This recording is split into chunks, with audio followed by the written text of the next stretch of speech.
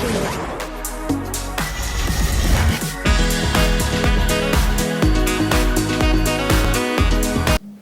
Aujourd'hui, les Congolais sont prêts à aller aux élections et la CENI se prépare d'arrache-pied pour garantir ce grand rendez-vous. Nous voulons que cette fois-ci, les élections en RDC soient une célébration de la démocratie.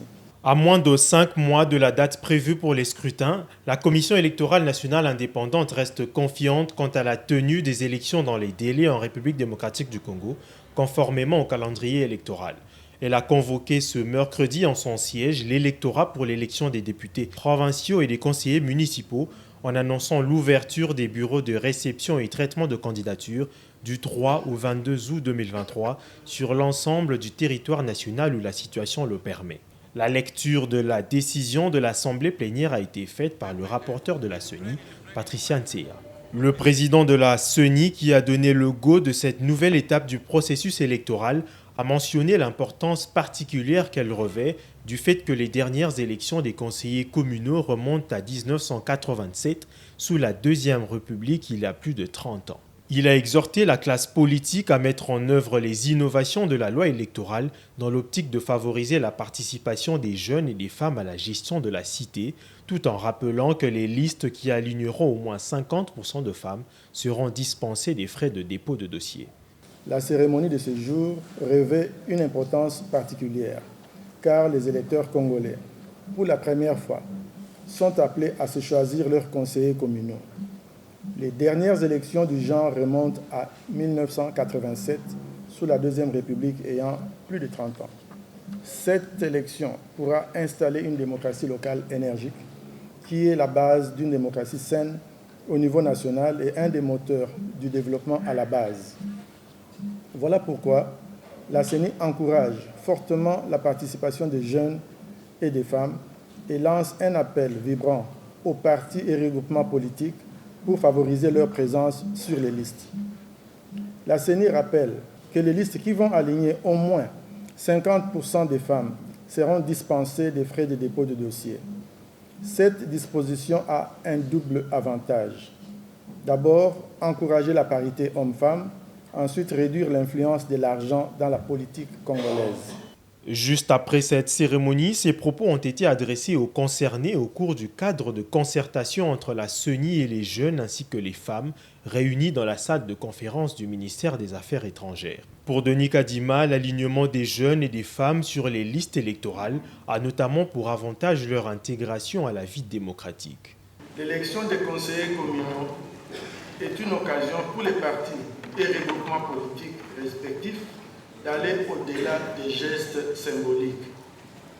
L'élection des conseillers communaux est une opportunité pour les jeunes et les femmes qui sont souvent marginalisés de postuler, mais surtout de s'engager dans un premier apprentissage de la vie démocratique. Cette participation importante peut, à terme, améliorer la qualité de la gouvernance démocratique. Votre inclusion dans la vie politique réelle est importante parce que la participation est un droit démocratique fondamental. Ces élections vont créer un espace au sein duquel vous pourrez développer votre savoir-être et savoir-faire politique. Ainsi, vous saurez progressivement échanger, partager, argumenter, défendre, convaincre dans le respect de l'autre, ce qui est à la base de toute vie démocratique. Vous allez battre campagne pour vos aînés, mais aussi battre campagne pour vous-même, comme candidat et candidate. Vous allez battre campagne auprès des jeunes garçons et jeunes filles comme vous-même. Vous devez prendre conscience que les jeunes garçons sont souvent utilisés pour des violences et les jeunes filles pour la danse et le chant. Aujourd'hui, vous devez être des joueurs, des acteurs clés qui font partie véritablement du jeu et non pas des supporters agités dans le gradin.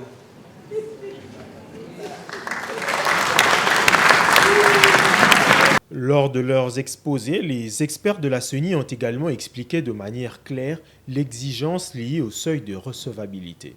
Seuil de recevabilité, vous le trouvez à l'article 22, le dernier alinéa, et l'exemption de la liste pour 50% de frais de cautionnement, vous trouvez à l'article 13 de la loi électorale.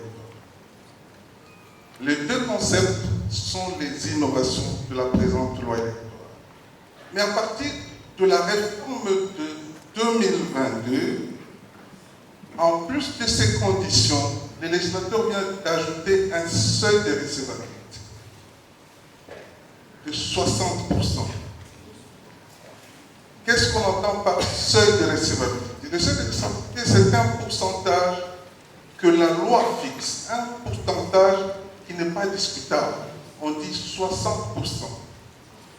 Un pourcentage que la loi fixe, que les partis ou les regroupements politiques qui veulent entrer en compétition doivent atteindre pour que leur liste soit déclarée recevable par la CENI.